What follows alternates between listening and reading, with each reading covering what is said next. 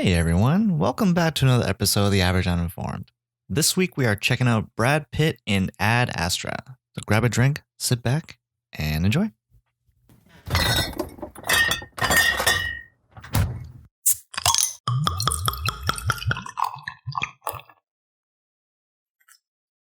And I think it's gonna be a long, long time. The touchdown brings me around again to find I'm not the man I think I am at home. Oh, no, no, no.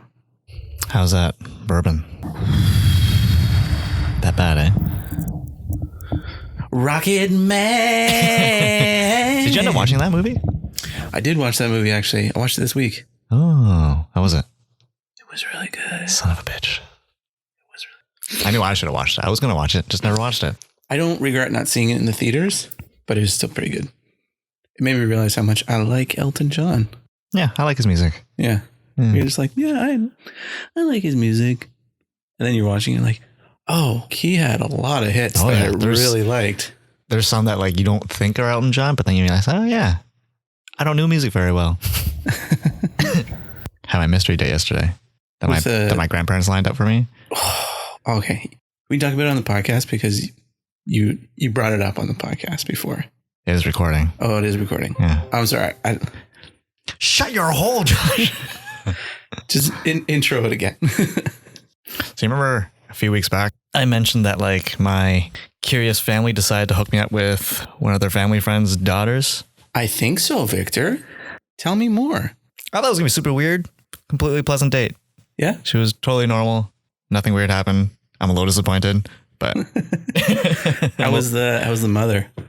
Oh, no one else is involved. Oh, it was just her. So you got out of like I got out of like going with like a big family dinner. Oh, well then why bother bringing it up, Victor? Doing it for you. That's cool. A little lackluster. All right, tell me what happened with your trainer? My trainer left. He went on a trip without telling me. That was nice. So like he's gone forever? He's gone for like 3.5 weeks. Oh, okay. So it's not like he abandoned you. I see the way you started the story. I was like, oh, he just dropped you because you're a terrible client. No, I'm just really powerful and he couldn't keep up. Oh, yeah. But I was just looking at fitness apps because I needed something. I didn't want to stop training. Chris Hemsworth has a fitness app called Centered. Yeah, I know that. Obviously. Look at me. Yeah. I use it all the time. No doubt. I thought it was kind of cool because like if you sign up for it, I have a 7-day free trial, but it gives you like all these meals you can prep, like all these recipes. And I was like, oh, I get to learn new recipes at the same time. And it gives you a shopping list. So I don't have to like even think about it. Okay. Yeah, I'm on that. So I'm on that. Is it like actual food or is it like one koala bear? And you need to eat every 3 hours. It's half a kangaroo leg too. But I started. It's pretty intense. I like it. And so far, I did 2 exercises with it today. Mm-hmm. Pretty good. Is there any video of Chris Hemsworth on it? He's in one video so far. Yeah, and he's like, here's what you got to do. Oh, no, he doesn't talk. You just see him just lifting weights and doing some weird exercises. There's one called bear crawl. Oh, I've heard of that. I know what that is, actually. Oh. Not even in a sarcastic way. I know exactly what that is. That's when you tie a weight to your waist and you crawl without your knees touching the ground, right? You don't have to have the weights. No, you have to have the weights. I don't think it is. Yeah. It's called a bear crawl because you can barely do it. So you're going to meal prep and stuff? Yeah. Well, I don't know. I was looking at some of the recipes. There's a lot of carbs in there. Like a lot. Yeah. Why are you surprised? He's a bodybuilder. Not really. I don't know. I picked the option to be because I asked you like, oh, do you want just for like weight loss? Do you want to be like fit or do you want to build muscle? And I chose the fit option. Yeah. I assumed it'd be lower on carbs. No. That's the food industry would have you believe. Carbs are actually good for you, Victor. Yeah, I don't think it is. Okay. Yeah, I believe it is. Good carbs. Yeah, there's good carbs. And that's probably what the app is telling you to eat. Pasta? Yeah, that's a good carb. I don't know if it is. Yeah, it is. Why wouldn't it be? Sugar's in it. Depends where you get it. I'm just saying, there's a reason Chris Hemsworth looks like that. Yeah. gonna do that for 30 days and see how that goes, or at least until my training comes back. Okay, you need to be as big as Thor by the end of it, or you need to get your money back. That should be my review. Did it for 30 days. Did not look like Thor. Bad review. Bad app. Yeah. I'm just saying, Victor, there's good carbs. Yeah, you're right. You need to feed your muscles. Don't starve them. You're never going to get big. I don't know if that's... I'm just saying. No, it's... Okay. I'm just saying, Victor. I like that your shirt says, would you like to know more? Yeah. Where's that from? Starship Troopers, baby. Yep, that would be my first guess. So, Josh, what you got for news over there? Well, I guess the big news of this week is Jeffrey Wright was cast as Commissioner Gordon in The Batman. What's a Jeffrey Wright? Jeffrey Wright, he is from Westworld. Sorry, what was his name? He plays Felix Leiter in the James Bond series with Daniel Craig. Oh, that's Commissioner Gordon, eh? Yeah. I can't picture it. I don't know if it's because he's like balding. Yeah, if only they invented something that you could like put on your head and people would think you still had hair. Yeah, I don't think they're going to do that with him. So it confirms a few things. Like this is a reboot of sorts because I don't know if you remember, J.K. Simmons played Commissioner Gordon already. They're probably annoyed that he went back to Marvel. It's definitely not the same guy. Doesn't look like him at all. So it's not like he's a younger version because I'm not sure how old J.K. Simmons is, but he's only got to be like 15 years older than Jeffrey Wright, maybe. Yeah. Something like that at most. That's too bad. I feel like J.K. Simmons was a really good looking Commissioner Gordon. Like he fit the comics. It's more about looks, Victor. What am I expecting? You and your Chris Hemsworth app. I want to look like Thor. That's you. So obsessed. You're vain. I'm going to go from Asian to Caucasian as well. It's going to train the Asian out of me. Oh, 6'4" Australian. It's going to be awesome. I'd be so excited if Chris Hemsworth was on our podcast. So many things to talk about with him. Like koala bears. Hugh Jackman. Do you think they're friends? Probably related. Everyone in Australia knows each other. I mean, probably. Yep. Okay. Yeah, also, that fell pretty flat. Continuing on with the Batman news, Jonah Hill is in talks to play one of the villains. Mr. Freeze. No. Yeah. No, the joke, not the joke, the thought is that Firefly. Obviously the Penguin is the first one that comes up, right? Because they're like, yeah, he's kind of fat and he's shorter. Looks, Josh. That's what I mean though, because that's what everyone immediately assumed. Joker. But now everyone is like, Catwoman. Would you shut up? The Riddler, Victor. Yep, that would have been my first guess. Gosh. I'm sorry, Victor. So not Catwoman? Okay. Anyway, Jonah Hill, Victor. What do you think about that? Don't even care anymore, but tell me. It's fine. Is the Riddler? I don't care. That DC universe is dead to me. Really? Well, I don't know. What's holding it together? Well, I don't think it's... Yeah, it'll be interesting, the transition that they're making right now, because they're like kind of in the midst of continuing characters that worked and kind of getting rid of characters that didn't work. And then the characters that didn't work, they are in their own universe. Because Joker's not connected. And apparently the new Batman isn't connected either. Right. So who's to say? You think he works as the Riddler? Because Jonah Hill is not a chubby fella anymore. He's buff now. He's on that Chris Hemsworth app. Maybe he's what was that? The new animated movie that DC did? Hush? Yeah. Maybe they're doing a version of Hush. Why? What makes you think that? Jonah Hill's buff. Riddler's Hush. The Riddler wasn't Hush. It wasn't that show in that movie. They changed it. Oh, they changed it? It's really stupid. That's dumb. It is dumb. It was another guy, right? It was his doctor friend. Mm. I can't remember. Spoilers for that comic that's been out for 10 plus years, but it's been 10 years. Oh yeah. Whoa. Yeah. Yes. So yeah, I don't know. Jonah Hill is a good actor. I could see him as the Riddler. I kind of see him more as the Penguin because that's more of like a character. You know what I mean? Like the Riddler. I don't know. I know I chastised you about looks earlier, but like it kind of needs to be in my head someone who's very, very like almost emaciated thin. It's like the same thing with Joker. Like you can't have a fat Joker. Not that Jonah Hill's fat, but like he's just short and kind of stocky. Mm-hmm. It would be like casting Bill Skarsgård, who played Pennywise the clown, as the Penguin. Like he doesn't look like a penguin. Like yeah, and like Jonah Hill does not look like a question mark. You know that thing you said before? I think we were talking about something. It's like if their physical appearance isn't part of their character, it doesn't really matter what they look like. Or yeah, would you say that applies here too?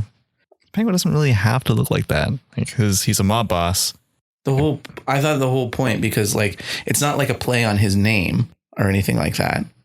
Because his name is Oswald Cobblepot. It's not like you're saying Victor Freeze, so he's Mr. Freeze. Mm-hmm. Like they call him a penguin because he looks like a penguin. Yeah, I guess. Whether you're gonna go like the Tim Burton route where he's like this mutant guy with flipper fingers, or did they ever explain that in that movie? He was just a birth defect.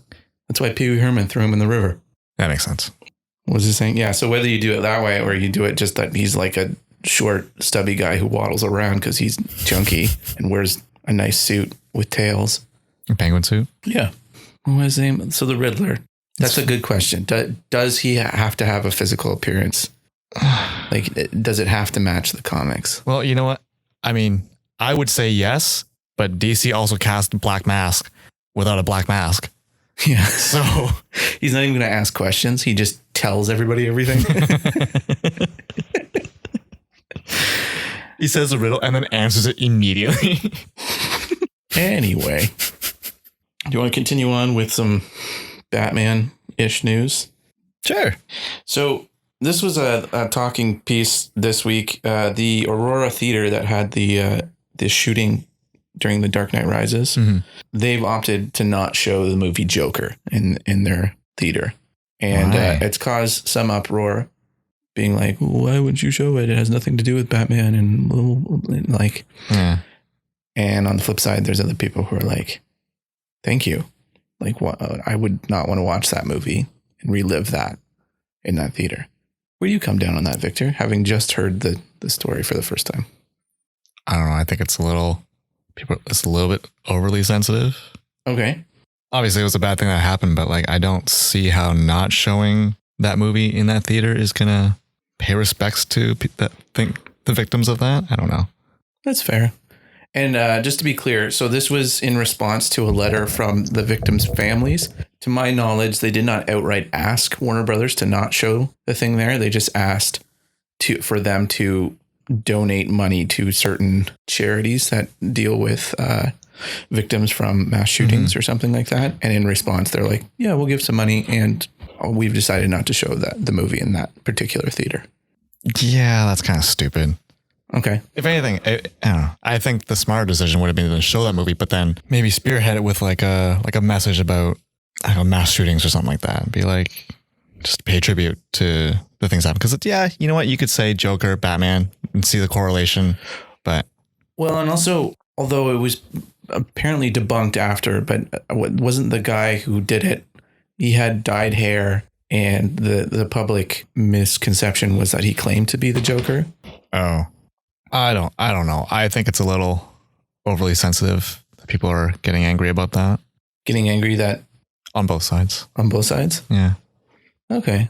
I personally am like, fine. Like I don't know how big Aurora is, but I imagine there's other theaters nearby. Like if you really wanted to see the Joker, you could go to another place. I don't know why any of those families would go back to that particular theater in general to begin with. So it doesn't really matter whether it's playing or not. I'm not against it, but like I just don't like setting that precedent. Oh, something bad happened, so this kind of movie isn't going to be shown here ever again. It's you know what I mean? I think I agree with that, but I think that this particular movie has a lot in common with the real life story. And granted, neither one of us has seen it, but based on reviews and trailers and stuff, it kind of almost glorifies this mentality of society has pushed me down and pushed me to this point where I'm okay with killing to get what I want or get revenge or whatever. Oh, I see. So that's the link that people are like, oh, don't do it. And I mean, it doesn't help that it's also Joker and there's like the analogous color scheme and stuff. And I don't know. I don't know where I stand. It's normally I'd be like, whatever, just show the movie, be done with it. If you don't want to see it there, don't see it there. Because that's generally how people handle stuff. It's like, oh, if you don't like it, don't look at it. Don't watch it. Don't pay money to go see it there. Mm-hmm. And like, I don't know. Yeah, I get that. I get what you're saying. I'm not sure what I'm trying to say, but you know, glad you got it. We can discuss more when we've actually seen Joker too. Like, because a lot of this is blown out of proportion, probably from just people reviewing the movie and people taking maybe excerpts and stuff out of, you know. But I also don't agree with that. It's like, you haven't seen the movie yet. How do you know? Like, how are you making the connection between this and that incident? Mm-hmm. Like, it sounds like someone's just pulling this out of their ass. It's like, oh yeah, he's a clown. He dyed his hair green. This guy dyed his hair, whatever. And he shot up the place just like Joker does at some point, probably, maybe. Yeah. I don't think we're going to solve this, Victor. That's a job for another night. Yeah. We got other stuff to solve. Yeah. I don't know what the answer is. And I was just curious what your thoughts were on it. Cause that's an interesting one. I was surprised people were, I mean, I was on a website that the comment section is usually pretty vitriolic. So like people were just like, how dare they not play that movie in the theater that I'm not going to go to anyway, because I live on the other side of the planet. And like, and just like losing their minds over it. So I was kind of like, really? Like, I kind of get it. Like, I get it. I don't see a problem with it. There's other theaters. Like, if you really wanted to see it, I can understand if you're mad if you wanted to see it and that's your theater. Mm-hmm. And it's like, oh, great. Now I have to drive an extra 20 minutes to go see it. I can understand just like the first world problem of like, it's not showing there. Yeah, it's inconveniencing me. So like, I'm going to complain about it. And like, I'm not, like I said, I'm not like against it because of the message. I'm more against it because of the precedent it's going to set. Yeah. And there's also like, they could have easily just done this where the Aurora Theater is just like, we're not going to show it.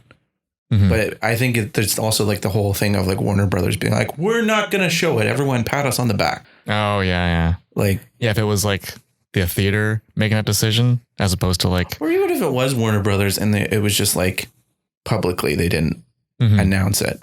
You know what I mean? Like, it doesn't have to be a huge thing. Yeah. But man, I hope this Joker movie is good. Well, Victor, should we move on? Sam Neill, Laura Dern, and Jeff Goldblum are returning to Jurassic World 3. Ooh. Does that excite you? Making a third one? Oh, of course there's a third one. Wait, so the roles, is it going to be a big role or is it going to be like, hey, we're over here behind this glass window? Like as much as Jeff Goldblum was in the last one? Yeah. My understanding was they're in supporting roles. So was Jeff Goldblum in the last one? Well. Who was in the first one? The first Jurassic World? Would someone return? I don't think anyone returned. Oh, it was BD Wong, I think his name is. This lab tech who suddenly became evil. Again, I think his role was so small. But it doesn't count as like we got BD Wong back or anything like that. But like I was just asking, like there was a character who had returned, right? I think I got Jeff Goldblum for the second one. Yeah, that'd be cool. I don't know. I'm not saying the Jurassic World movies were good, but they were entertaining. Well, speak for yourself. Oh yeah. I don't know. I think like having the original cast like bring that little nostalgia back into it, unless it really sucks. Well, that's the thing is like that. I was thinking about this today because I was watching the Terminator Dark Fate trailer while I was waiting to get into the movie today, and they have this thing. There's a scene in it where two airplanes are crashing into each other. Makes sense. And I was just like, if this had been mid 90s or whatever, you'd be like, oh my gosh, that's crazy. But now because it's every movie is doing this now. So it's like there was a point where spectacle alone could make a movie good. Mm-hmm. And now I think we've gotten to the point where we've seen everything. So spectacle has become with Avengers is how many characters can we cram into this? Like, isn't that awesome? Look how many A-list actors we have on the screen at once. And it's kind of starting to have diminishing returns is we got the old people back. Mm-hmm. And I don't know.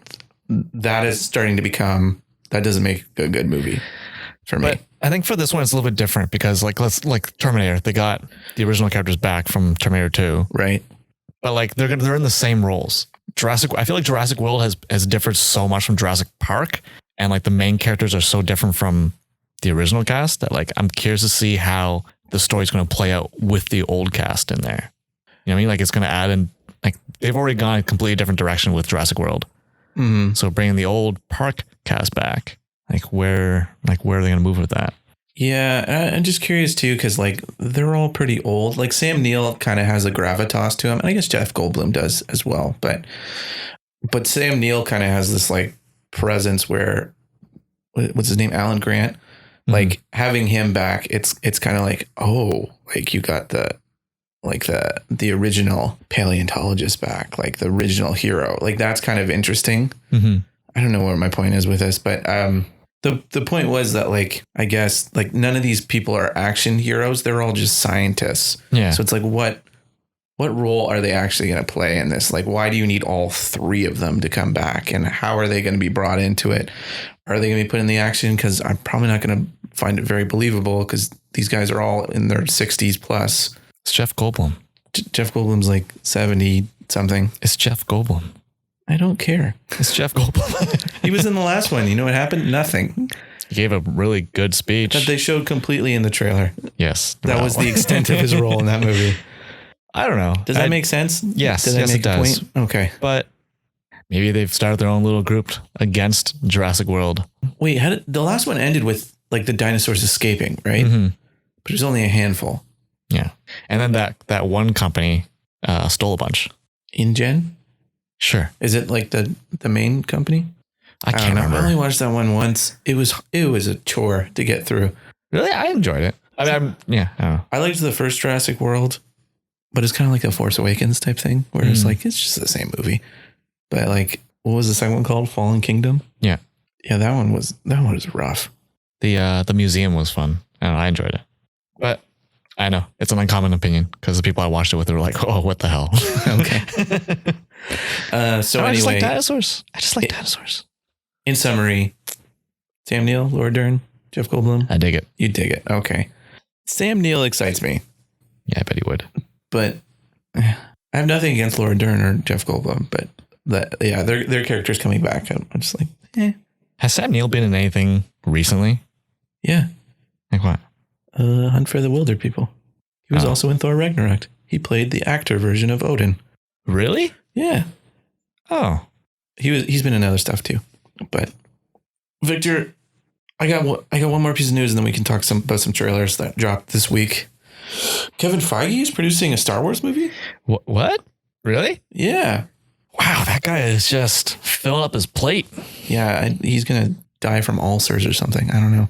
Or just sheer exhaustion. So he's still part of the Marvel movie. Oh, I guess he is, right? Yeah, so he is co-producing with Kathleen Kennedy a Star Wars film. Kathleen Kennedy. Why does that name sound familiar? She's the head of Lucasfilm. Okay. She's the one who's been producing them.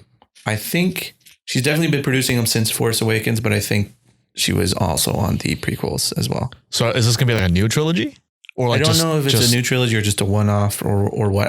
I get the impression it's just a one-off. Mm-hmm. But I also kind of got the impression that that this is like from on high of like, you guys have been screwing up Star Wars. Marvel's been killing it. Kevin, fix this. You know what you did for Spider-Man? You do that for Star Wars? But don't drive him away. Don't drive Star Wars away. They still make us money. We just invested billions of dollars in the Galaxy's Edge at our theme parks. Please make the movies good again. That's kind of interesting. I like that. Although, man, he's going to be worth a ton if he like manages to like pump out like a really good Star Wars movie, like one that's universally loved. Imagine that. Yeah. It's like, oh yeah. He will be like, he's already cemented. Like if there's a Mount Rushmore for like geek culture, like, like he's already got his head in there. But then if he nails Star Wars as well, I think then this is gonna be all four heads. I was gonna say gold plated, but yours is better. just demolish the other ones. You just Yeah, I'm kind of cynical and think that it's like a mandate from on high. Mm-hmm. It could be though. Like apparently Kevin Feige is a huge Star Wars fan, so like it could just be that like, hey, I got an idea for one, and they're like, yeah, do whatever you want. Like you've made us billions of dollars. Yeah, but what if it sucks? You know what? Though? Like we always say, like people always say, like, oh, fans shouldn't be making the movies because blah blah blah blah. It's gonna be a bad like product.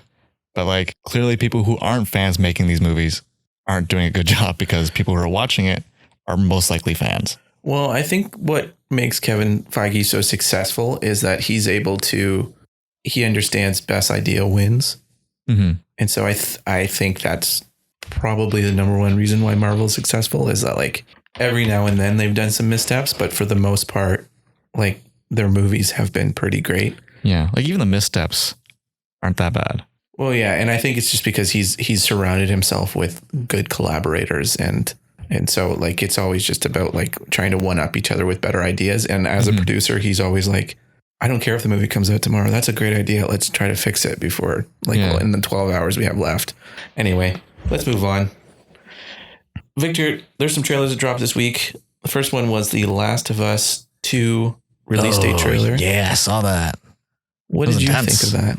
I haven't played Last of Us since it came out. Like I only beat it once. And I just never got time to go back and play through it again. But I remember really liking it. It is a very spectacular game. Did you liked it a lot? Did you play the DLC that came out with Ellie and what's her name? Her friend? Nope. No, I didn't play the DLC for it. Oh, damn. It's a testament to how well made those games are that I will actually play them. Because as it's long been established on this podcast, I'm a wuss. Even more so a wuss when it comes to playing horror games. And the fact that I am willing to subject myself to play that type of game. Mm-hmm. Yeah, it's a really well-made game. I'm very excited for this one. I'm really excited. It's going to be on the PS4 and not on the PS5.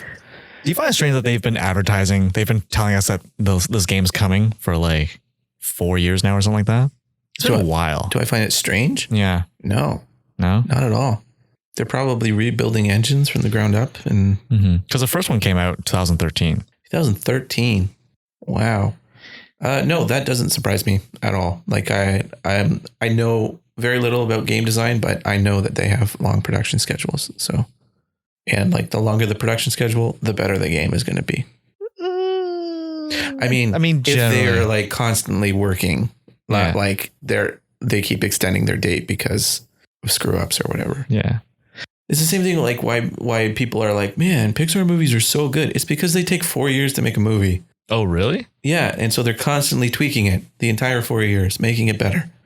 I mean, that's a whole other conversation we can have another time, but longer production schedules to make the thing as best as possible is a good idea. So I'm not at all surprised that they've taken this long to release it. Because apparently this is like one of their biggest games, I think I heard or read somewhere. Like Naughty Dog's biggest game? So they also did the Uncharted series, right? Yes, they did. And what else? They did one other one. Was it Sly? Jackson? Jackster? Jackson. Yeah, I think that's it. That sounds right. Yeah. I think they're one of those companies that like they don't really have a bad game. No, like, not that I've played. Yeah, I think most of their like library is pretty good. Anyway, the trailer looks. I don't know what to say about it. Like there's little story elements. I imagine it happens in the first like 2 or 3 hours of the game. Mm-hmm. And it looks like it's got a pretty like heart-wrenching opening as well. Same as like the first one. That girl she kissed is super dead. Super dead. And she somehow manages to get out of there alive. But you know what? The first Last of Us had a heart-wrenching opening too. Yeah, that was bummed me out. That was a rough one. I remember playing that. I was like, after that scene, I was like, I don't know if I want to play right now. I kind of want to just relax. I'm just, I think I'm just going to go sit in the shower for a while. Just rock back and forth. Yeah, I'm excited for it. That's one of the franchises I follow. It's been one game, but yeah, I've been excited for since they've announced the second one. Mm-hmm. I've been excited for it. What was the date for it? Next year, right? February. February 21st, 2020. All right. Yeah. That's a week after Valentine's Day. Nice. Yeah. They didn't want to release it on Valentine's Day. Ruin a bunch of relationships. No, we can't go out. Last of Us 2 finally came out. I've been waiting 5 years for this game. You've been waiting 14 years for a girlfriend. Don't care. The other trailer that came out this week was the Irishman trailer, or what? I think this is like the third trailer for it, but Oh, really? yeah. Oh, this is the first time I heard of it. Oh, really? What'd you think of it? Because I know you like Robert De Niro.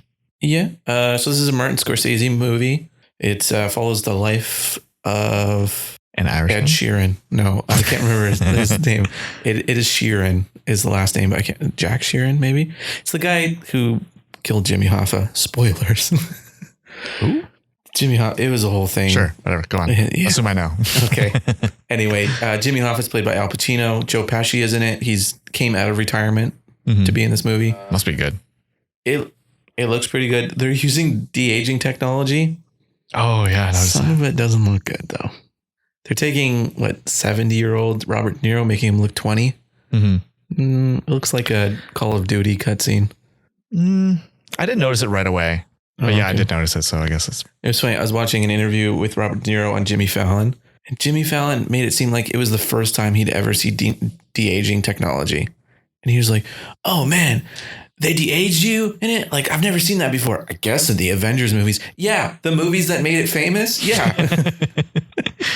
He's like, oh, man, it's great. I don't like Jimmy Fallon.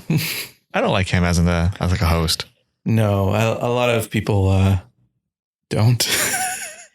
He has a phoniness to him. Although apparently people who know him in real life is like, no, he's actually like that. But that sucks. He's always on. Yeah. Like he's always 100% excited about everything. Which is nice. But maybe not for a talk show host. I think that 100% works.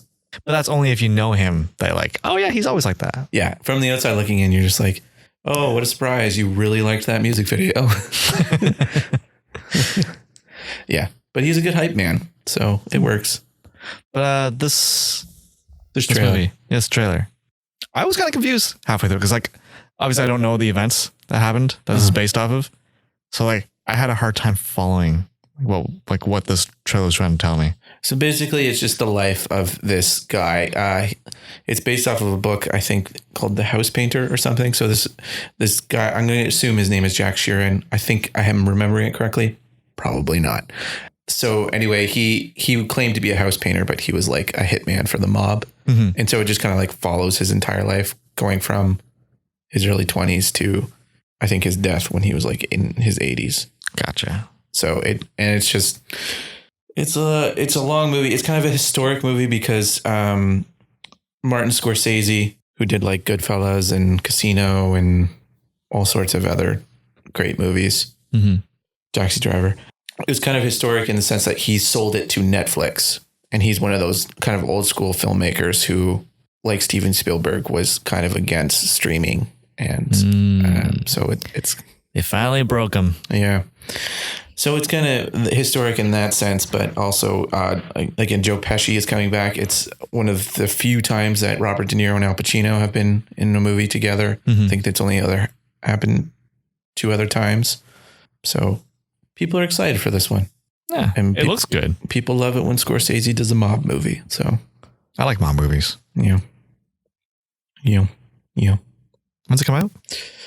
I think it comes out in theaters November 11th and then at the end of the month on Netflix.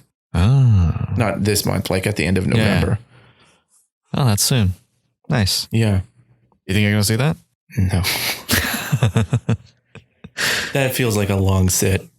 Yeah. That seems more like a Friday night on my couch type movie. You gotta wait a month. Yeah. Not bad. Yeah. It'll be fine. Anyway, I think we should move on. We've been talking for quite a bit about all sorts of things. Which is good because I don't know what I'm going to have to say about this one. Okay. Well, Victor, we went and saw a movie tonight. Heck yeah, we did. We saw a movie I was pretty excited about seeing called Ad Astra. I wanted to actually look up what that meant. Yeah. I think it was To the Stars, which they kind of teased a little bit at the beginning. But this is a movie starring Bradley Pitt. tagline for this movie is Brad Pitt's in space. Come watch. Per aspera ad astra, or less commonly, ad astra per aspera, is a popular Latin phrase meaning through hardships to the stars. Yeah. So to the stars. Okay. Yeah. Cool. Huh, neat. The more you know. Now we're informed. Yeah. Yeah. So this movie was just Brad Pitt in space, really. Basically. Yeah. I feel we definitely need to do a non-spoiler a little bit because we haven't done this for a while. Well, yeah, and also this movie, it's kind of hard to talk about without getting the spoilers because if I remember the trailers, they're very vague. Yeah, they don't really tell you what's going on. So I at the risk of, I don't want to spoil it for people if people are interested. But so non-spoilers, what do you think of this, Victor? It was very slow burn, which is kind of what I expected. Yeah, but I don't know. I feel like it dragged. Like I don't think I could cut any of the scenes out of this movie to make it shorter. I don't know if I'd watch it again. It was good, but like I don't think I'd watch it again. Yeah, I would agree with that. I kind of got the impression based on our reactions in the theater that maybe I liked it a little bit more than you. Mm-hmm. I could be wrong. You probably did. But yeah, I would agree with that. It is very slow and it does drag a little bit, especially towards the last half hour. But it's interesting. It's really just a character piece, and the space is the setting. It's not really, it's not really trying to say anything phenomenal. So it's just kind of like a character drama in space. Mm-hmm. And really, like Brad Pitt is basically the character you're with 95% of the movie. Yeah, there's other characters in it, but like every character who's not Brad Pitt gets maybe 5 to 10 minutes of screen time. Yeah, altogether, and it's kind of nice. It's kind of cool. I like those kinds of movies, but like I think for this one, it's really on Brad Pitt's shoulders, and I mean, we can get into it when we get into spoilers because it's an interesting character to follow for that long. Mm-hmm. Because on paper he's not overly interesting, but like just the way he's I think just the way he's like presented, he's so non-spoilers, liked it, but not again. Yeah. Me, I liked it. It's a little bit more boring version of Arrival. A little bit. Like it had a lot of Arrival feels for me, but really? Like Arrival, the one with Amy Adams. Yeah, that one? In the Renster. It's Jay Rens. I kind of they felt similar to me. I'll explain why, I guess, in spoilers. Right, but it was fine, I guess. I don't know. I liked it a little bit more because it's a thinking man sci-fi. It's not yeah, fair. There's lots of explosions and guns and stuff in the trailer, and that's few and far between. It's a lot of contemplation. It's more 2001: A Space Odyssey than Star Wars, I guess. I don't know. Yeah, it's fair. That's fair. Yeah. All right, do you want to get into the spoilers? Let's do spoilers, man. So this movie is it's not much to the plot, really. Brad Pitt is tasked with flying to Mars so that he could send a communication to a ship that his father was on. Yeah.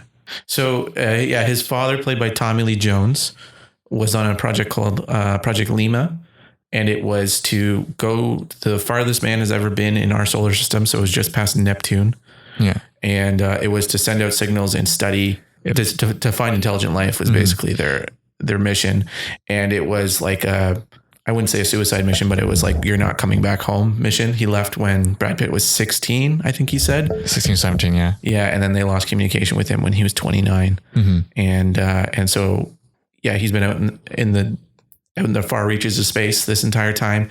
And then suddenly these solar flares, these energy bursts start hitting the earth, and it like knocks out power and stuff like that. And I think at one point they show like 43,000 people had died from it. Mm-hmm. And they kind of just keep coming sporadically. And we find out that the space station that Project Lima is on is causing them. Yeah. And so what was the energy that you said? It was like dark energy? Antimatter. So the stuff that warp engines are made out of in it was like leaking out and amplifying those things. Just shooting bursts, and it would reach Earth and cause EMPs and the only, I guess, available communication was that's able to communicate to Neptune was only on Mars because it was underground and wasn't affected. Yeah, it wasn't hit by it. And so they sent Brad Pitt's character Roy McBride to go and send a message, and yeah, he basically just following. He does, yeah, basically following. I'm trying to think of this movie we watched, but it's basically like it just feels like this one kid is like all the telephones down, so they're trying to like they're biking to this other guy's house 3 like blocks down to use that phone to talk, like call his mom. Or his dad. That's basically what it feels like. This is like a long, drawn out. Oh, my phone's down. Yeah, and so we should clarify that like this is they think they say it's in the near future. Yeah, probably at least 100 years. I would think. Just it doesn't production design wise, it doesn't look all that far in the future, but how fast they're traveling between planets, it has to be at least 100 years. Yeah, because I think from Earth to Neptune was 79 days. They said 79 days, 8 hours. No, Mars to Neptune. Mars, Neptune, sorry. But Earth or the moon to Mars was 19 days. I think right now it's 2.5 years it would take us to get to Mars or something like that. It was a little bit longer than that. But yeah. It's a long time. It's in years. Yeah. Yeah. Anyway, I love the production design of this movie. Mm-hmm. They did fantastic world building in this. As I just kind of said, like everything feels like a natural upgrade. Like it's in the future, but things are recognizable, but updated. And it's not like everything is holograms and like everything is. Yeah. Like it's still very grounded. Like like they're traveling from Earth to the moon. It felt like you were on like an airline. Yeah. Well, obviously people were wearing their spacesuits, but it didn't feel, they weren't hammering it in your face. It's like, this is the future. Look at all these fancy things here. No, it's just, it looks like what you'd expect from like an airline if it was upgraded.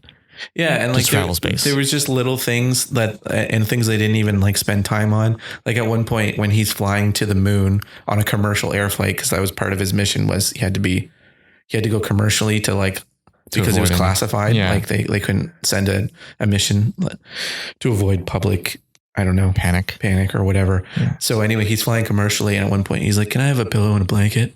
And they're like, yep, that's $125. They didn't say how fast the trip to the moon was, but I'm sure we can figure that out, but I'm not going to. It must be just a couple hours. Like as long as, any flight is now. Mm-hmm. Because I think it's a couple of days right now, but like by their timeline on their speeds, it must be a couple of hours. Mm-hmm.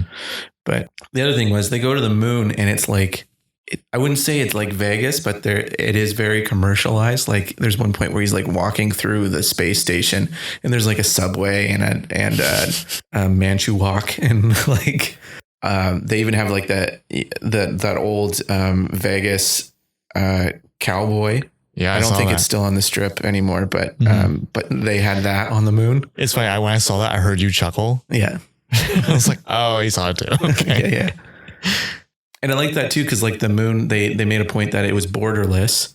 So like there's all these different factions who are fighting over different spots for mining. I think they said mining and like resources. Yeah, yeah. And so at one point they have to travel to another space station on the moon, and they get attacked by lunar pirates, which is kind of an interesting idea. Ridiculous thing. Oh, you didn't like that? I liked it, but it just seems so ridiculous.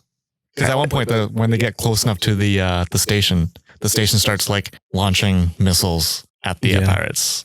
It's kind of ridiculous. I guess so. I enjoyed it. It was one of the few action beats in the movie. So you're just like, ooh, something's happening. You know what I love about this though? They've started getting rid of lit helmets. Like I hate that trend. Oh, okay. Where it's like lit from the inside. Yeah. You ever like try driving with like your car lights on at night? Like the interior lights? True. It doesn't make any sense. That's true. And the other thing I wish they would stop doing is the like the tablets they get. It's just like a clear piece of glass and it has all this information. It's like a computer. Yeah. But like, so you have to have like a clean background so you're not distracted by what's behind the glass. Yeah. I don't know. I hate that trend. That trend and the lit helmet. Which they didn't have in this movie, to be clear. Yeah, they didn't have the lit helmet, but they did have the glass tablets and stuff. Did they? Oh, yeah, they did when he was watching that one video. He was watching a clip on one of the ships and I was like, I'm just looking at your hand now. And there was one point too where he had an escort, which we'll talk about. But he had an escort who gave him the classified mission, and it was just a cardboard USB. Okay, I was like, is that cardboard? And I think I loved it. I was like, that's genius. Because like the whole point is you play it and then you burn it. Oh, I see. Yeah. I see. Because it said on it like burn after watching or burn after viewing or whatever. Burn after reading? No, not reading, because it was a video. But anyway, I think that was the number one thing I loved about this movie was the production design. Because I mean, it was great. It kind of reminded me of 2001, like Kubrick's 2001, because it just felt like everything had a place, and it kind of felt like, yep, that's the natural progression of where we would be. Where like if we went to the moon, of course Subway would be there. Like of course. But it's never weird that like they have the same logo, but it's never in your face. That like no, it's not like your screen's never cluttered with like references to today, but in the future, it's just this is just how things are. It feels like a normal vision, if that makes sense, or a normal environment. It's not just like catered to wow the audience with visuals. Like even like when he goes to Mars and when he gets to the moon and he's riding in the spaceship with the other crew who's just giving him a ride, and as soon as they like make their like they ditch their rockets or whatever and they're just going on inertia, they're just like, all right, break out the drinks. Like we're going to be here for 19 days. Might as well get drunk on the first day. Yeah. Just like stuff like that, where it's just like the realities of everyone's pretty casual now. Yeah. I really like that part. I think my favorite part was maybe not my favorite part, but like my favorite part visually was Mars. Oh yeah. Yeah. Like when he goes down this hallway, and I said to you, it was like, it's very like Blade Runner-y. Like one wall is like just pillars or like just a bunch of small windows. But you don't really see outside the window. You just see like the pillars and the divisions between the windows. It just looked really cool. Yeah. I really liked that. And they played with the light in that hallway too. The way like it went dark and then it went light again. Yeah. Why did it do that? I have no idea. Mars stuff. I want to like, my guess is that like it was shutters for some reason, like matching the sun or something like that. But like they never like show an establishing shot of. Yeah. Like they never explain it, which is why I loved it, because I don't need to know why. It looks cool. It doesn't affect the story negatively. Yeah. Like, when you're there, you're on Mars, or at least you're on a different planet, or at least a different area than you were previously in the last shot. Yeah. Okay. So let's talk about Brad Pitt, Roy McBride. Roy McBride. What did you think of him? I liked him. He starts off very like emotionless. Yes, he's calm. Very cold. Yeah. Also, like, he's known for being his father's son, but like through all his like mandatory tests, his heartbeat never rose above like 80 something. Yeah, which is ridiculous. Yeah, like that. There's he is doing repairs on this cool idea that they never use again, because like if this was any other movie, like that antenna that he was working on at the beginning would come back into play. But at the beginning of the movie, he's working on this giant antenna that is so tall that it goes from Earth out and then goes outside of Earth's atmosphere. Yeah. And so as an astronaut, he's doing repairs, doing a spacewalk on it. And then they get hit by one of the surges from the space station. That's the first one. And it causes all these explosions, and he gets blown off of the antenna. And as he's falling, like, he makes a point, like, the atmosphere is too thin for me to level myself out. So I'm just trying not to black out, because he's like reporting into he's just basically giving them updates, and no one's responding. And by the way, like, he's like spinning out of control, and he's just like, I'm going to try my best not to black out. Yeah. And like, then calm. And as soon as he hits like Earth's atmosphere, he launches a parachute. Parachute gets peppered with little small bits from the explosion. And he's just like, yep, all right, I got this. Piloting, no updates. No, he's not screaming, nothing. Yeah, just does calm. Just calm. He's a Terminator. He's a human Terminator.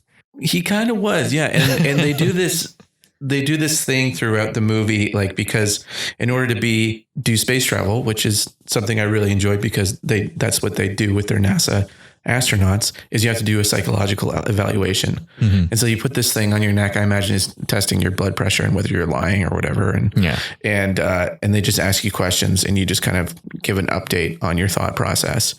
And throughout the movie, I love that it kind of, there's specific moments where he kind of wavers and like he starts saying stuff less robotic, I guess, less by the book, I guess. Like he kind of goes off book and he's like, I don't know if I like myself, or, you know what I mean? Like he kind of starts revealing personal information instead of just being like, my thoughts are pragmatic and I will focus only on the mission and relying on no one else. Yeah. Yeah. Cause the first speech, the first one he gives versus the last one is almost the complete opposites. It's kind of cool. Yes. But you know, it's like, but it almost has the same vernacular though. Yeah. Same delivery and same topics they discuss, but like, it's like the opposite of the answers that he gave. But you noticed when he first started the movie, he puts it on his right, on the right side of his neck. And then like, as it progressively gets more personal, he puts it on his left. I did not notice that. Yeah. I thought, because I was like, oh, maybe he just switches sides every so often. But like, no, it was like consistently on the left side.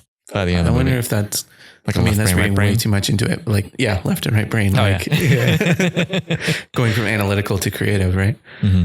So anyway, he had a really interesting arc because like he starts the movie thinking, like trying to be his dad, who is this hero. Like everyone knows, it's like his dad is Neil Armstrong, basically. Everyone knows the name Clifford McBride because he was the first man to reach Saturn and then Neptune. Jupiter, and then, and everyone knows him as a hero. And then about halfway through the movie, you find out that his dad was committed mutiny upon. And so he killed his entire crew.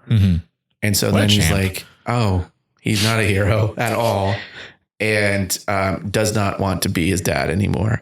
But then as he's like going through the events that he needs to like go after his dad still, he kind of becomes his dad again. Yeah. Like, cause he ends up killing that crew. The other crew, like, I mean, by accident out of sheer survival, but same could be argued for his dad as well. And then, so he becomes his dad. And then when he finally meets up with his dad, he kind of sees him for who he really is and decides that he does not like that ideology and goes in the opposite direction. And so I was just kind of like watching as I was going, I was just like, man, this guy's going through a roller coaster.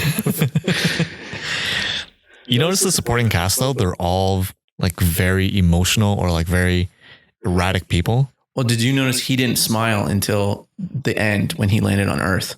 Oh, I didn't. No, the entire movie, he does not smile. And it's like, it's not even a big smile at the end. When he finally lands, touches down on Earth and the door opens and he sees guys coming to help him out. He finally cracks a smile. Yeah, I did it. This is a whole mission by myself. Didn't need anyone. Home. Yeah, I like that they like highlighted, like they contrasted his, I guess, personality so much that like it really made him stand out. Which is kind of where I was saying, like, he doesn't, like, on paper, he's not an interesting character, but like, no, because he's the only person like that and everyone else is so different. Yeah. It makes him really interesting. I mean, and that's why you get the most charming actor on the planet to play him. It wasn't Ryan Reynolds. Ryan Reynolds is too young for this. But so that was kind of like the heart of the movie. I think we talked about it when we talked about Love, Death, and Robots. But I like the severity of space and just like one small thing can kill you. Oh yeah. And like it happens all throughout the movie, like where just one small thing will happen and you're dead. There was that one girl when he goes into, he steals aboard the ship that's going to go to Neptune. And I think it's just all the sudden inertia of them launching. Yeah. And there's a girl who is not in her seat. And so she gets launched and her face just gets smushed on the wall. the glass on the door. Yeah. We get to see it. That was interesting. Or what did you think of the Mayday that they went and answered? Oh, that was so stupid. But like, okay, so they hear a distress call, a Mayday, and the captain's like, okay, we're obligated to go do it. Go check it out. And no one's on board. So you're kind of following I don't know what this gun they're using is. It looks like they're like a radar gun, but it's They established it when they first did his initial interview. When they were giving him the mission, there was a lady who's kind of like a stenographer, I thought, and then she like holds it up at one point. So I think it's interesting, like heartbeat and stuff like that. So maybe they're like trying to get scans. It's a very like that shot where they first show that gun. It's very like unnerving because like the camera's pointing right at her, so she's looking directly at the camera and she points the gun at the camera. But yeah, so they're floating around the abandoned ship with those guns. And then Roy finds the captain that he went along with, who's not answering his call, his radio anymore. And we find out they have test subjects that are baboons loose on board. Well, they do say that in the Mayday. They don't say baboons specifically. They said that it was a Norwegian space station that was testing animals. And the captain was P. Holmes. I was like, Pete Holmes was the captain? I really want Pete Holmes to do like a video of this, of like him on the Mayday being like, yeah, animals. They got loose. There's baboons in the cabin. Yeah, anyway, so that they go in and baboons have gotten loose. And I love that because just like the bear in that Revenant movie that Leo was in, where it's just like, yeah, those animals are not to be trifled with. Disney has ruined them. Like they're dangerous. If you see a baboon, do not mess with it. Or mess with it and see what happens.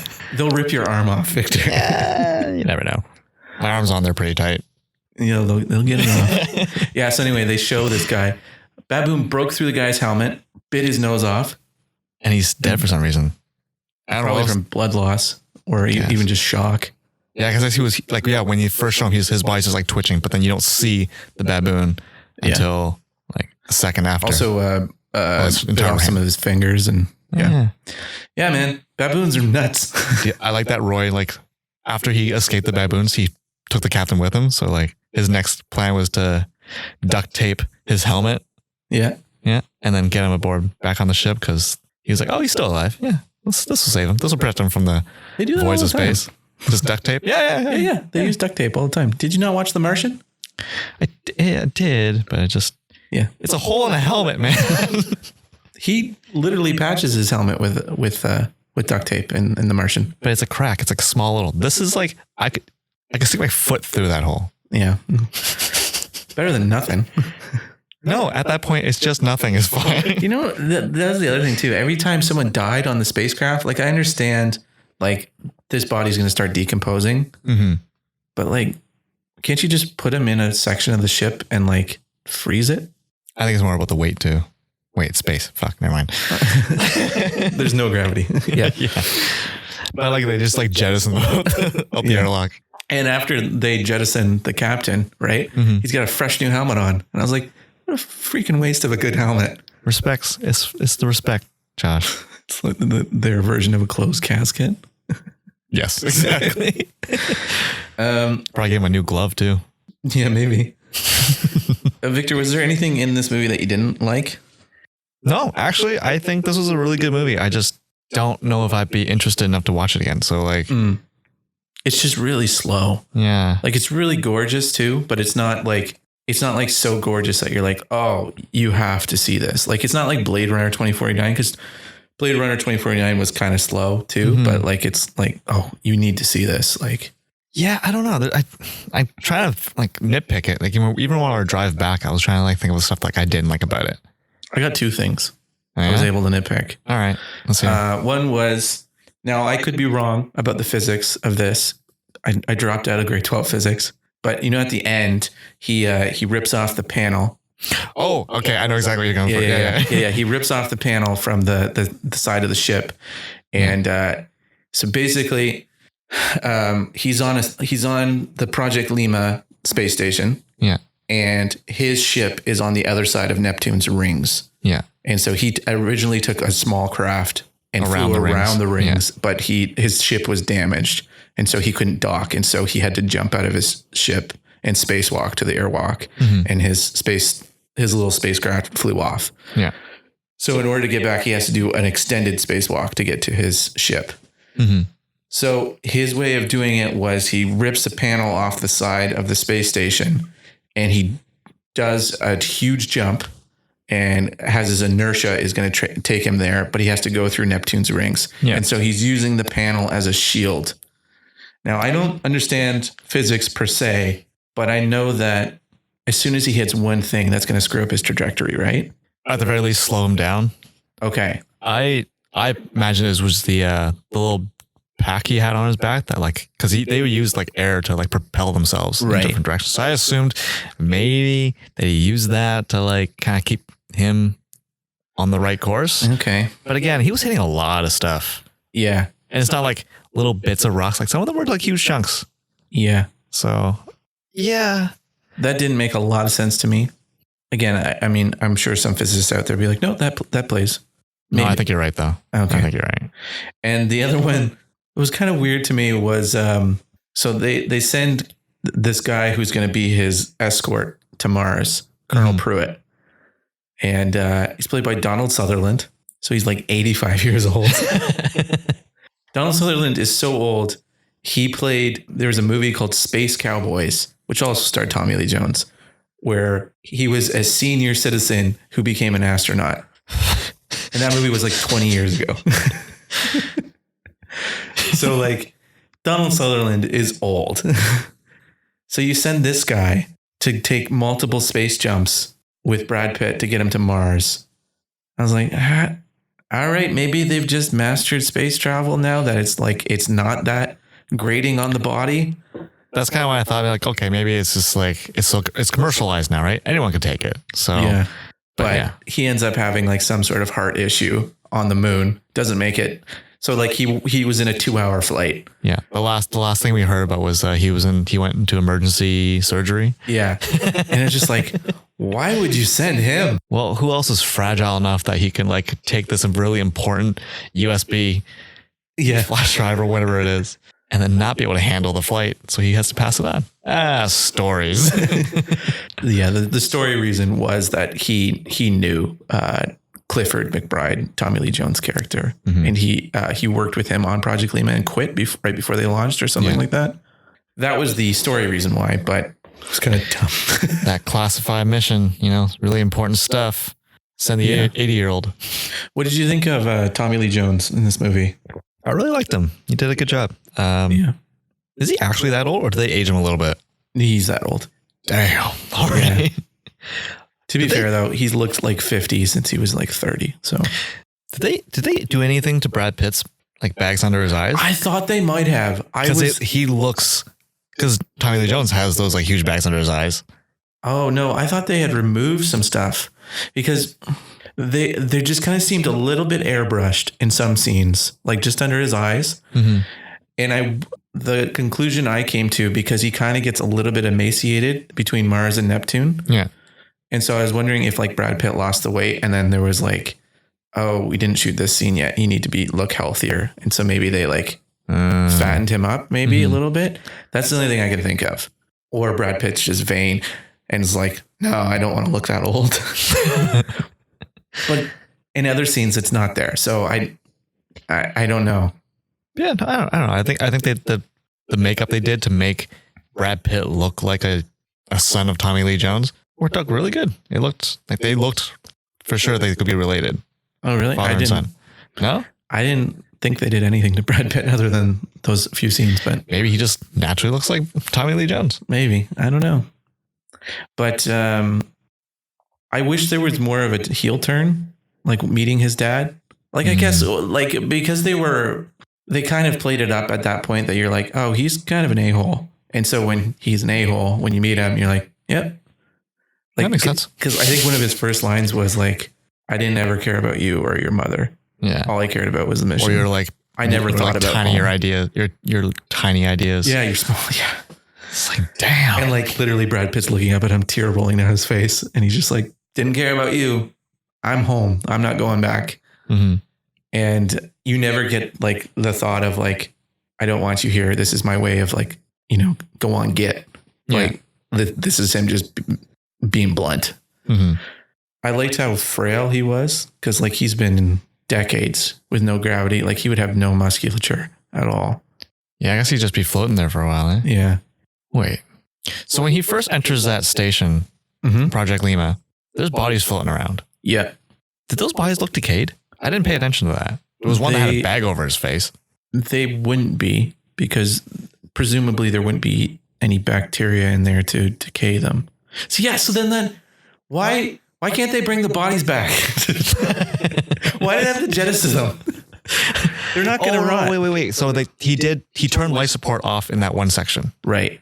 So you'd have to find an area that has you have to turn off life support in one section of your spaceship to bring people back. I guess so. But just put them in the toilet. So every time you gotta use the bathroom, you gotta like spread the one dude's legs in there so you get to the toilet. Oh boy. That's not how toilets work in space, but yeah. Yeah. Yeah, I don't know. It's one of the movies that's like, it was just good overall. There's nothing that was like super amazing, nothing that was super terrible. Like, I don't know what else I could talk about. Did I end up comparing it to Arrival? Oh, no. Let's hear that. So there was the production design aspect of it, like, because the Arrival was very much like, yes, this is exactly how we would react to aliens showing up. Mm-hmm. Okay. Like, it wouldn't be like Independence Day where we're just like, fire our guns and like do everything we can. Well, maybe depends on which state you land over. Yeah. So there was that aspect of it, but also just kind of like the pace of it, and that Arrival, if you haven't seen it, is more of a character study. It is about aliens showing up, but it's really more about Amy Adams. Yeah. And like, it just kind of had that same flair. Okay. I see it now. And it was the same experience for me, because I went and saw Arrival in theaters as well. And the audience, I feel the same thing with this movie, where they felt lied to about what movie they went to. There was a few restless people in our audience. Yeah. Okay. I agree with that. Yeah. No. But it's a thinking man sci-fi, and I enjoy those types of movies. Not every night, but it's a nice, it's like having a steak every now and then. And you're just like, oh, that's a good meal. Mm-hmm. No, I agree. Again, probably not a movie for me, but there probably are nights where I would want something that's a little bit slower pace. Because I did enjoy Arrival, and I enjoyed this movie too. But like, yeah, I don't know if I could watch some. Yeah, it is. This is a movie your dad would love. Not your dad, just anyone who's listening. Your dad will love this. Most white dads will love this. I don't know, man. My dad will love this movie, or maybe he won't. I don't know. His tastes have changed. Wow, this is a train wreck. In the 90s, my dad would have loved this movie. Huh, yeah, I don't think my dad would like that at all. No. Anyway, wrap it up there. Yeah, I got nothing else, man. This movie, I liked it. I think discussing it more with you, I've liked it even more. Mm-hmm. Yeah. No, I agree. There's a lot to unpack with it. I thought, you had said before we started, I don't know what I'm going to say about this, but there was enough to unpack there. Yeah. Good movie. Yeah. I don't think it's going to get any awards or anything like that. It seems like a give us Oscar type movie, but I don't know. I'm sure there's something there that would be like nominated for set design. Probably music. Like sound design or something. Actually, that was cool. We talked about the lunar pirates or whatever. Like there was no sound for the most part. Honestly, I wish they would cut out more sound when it's in like the space like situations like that. Because it doesn't make sense. Yeah. But again, haven't been to space, so maybe I'm wrong. No, there's no sound in space. Good. It's a vacuum, Victor. You're a vacuum. Anyways, thanks for listening, guys. What? You suck. Anyways, that's been our review for Ad Astra. Yep. I'm so bad at these. Yeah, and you do it every week. I love it. Yeah. Have you seen the movie? What did you think of it? Let us know in the comments. And if you want to get in touch with us directly, you can contact us at averageuninformed@gmail.com. Don't forget to like, comment, and subscribe. I mean, if you want. I don't really care. Just do it. Anyways, bye. Bye-bye.